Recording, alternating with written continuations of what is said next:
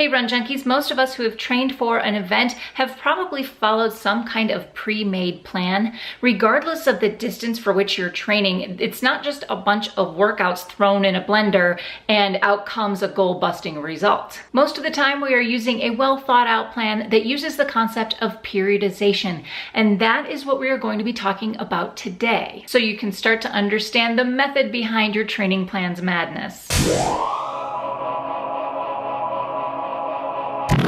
In short, periodization is just breaking down a big goal into smaller chunks, and each of those chunks has its own goal. A period can range from a few weeks to up to a year or maybe even more, depending on the athlete's goals, fitness levels, and target races. We can't live at peak performance all the time, so creating a plan using periodization helps us as athletes reach our peak performance when we need it the most. Using an example from the active.com article that I've linked in the description below, think of it like the Olympic athlete. The Olympic Games is ultimately the target event, but first that athlete has to qualify for the Olympics at the trials. So the coaching staff will create a plan that gets them ready and at peak performance during the trials, have them recover, and then build back up again for the Olympic Games themselves. Believe it or not, the training plans that we use typically do the same thing for us. They build us up through different periods, focusing on different aspects of our training, and then getting us to peak performance on race day when we need it. It does this by altering how many miles we're putting in or how intensely we're working, and it keeps all of this in balance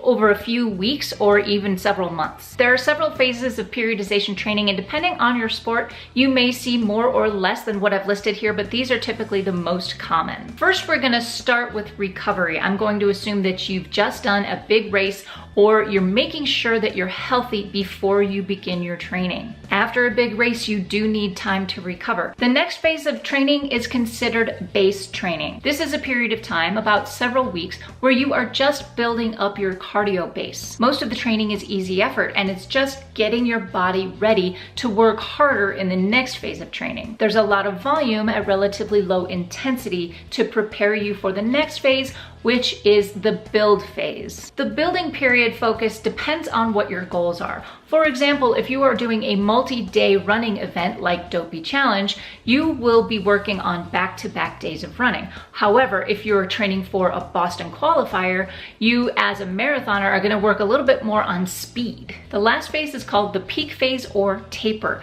Now, taper only lasts a few days to a few weeks depending on your goal, but it is the most complicated, and I will be spending a lot more time on the taper in a future video, so please subscribe. There is a lot to the taper, but in a nutshell, this is the phase where we are balancing our rest and recovery and short, intense workouts to get us ready for that race day. Raise your hand if you've ever dealt with the taper crazies.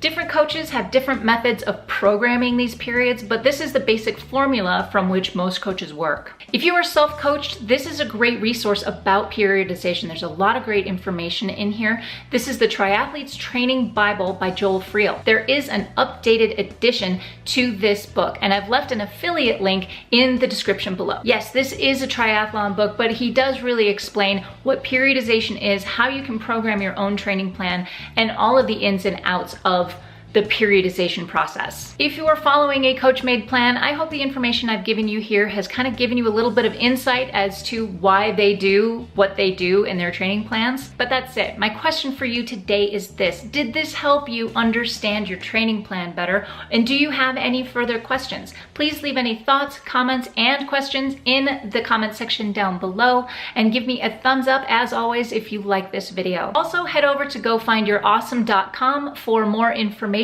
about periodization. But that's it for me today. Thank you so much for watching. Go find your awesome. Until next time, happy running.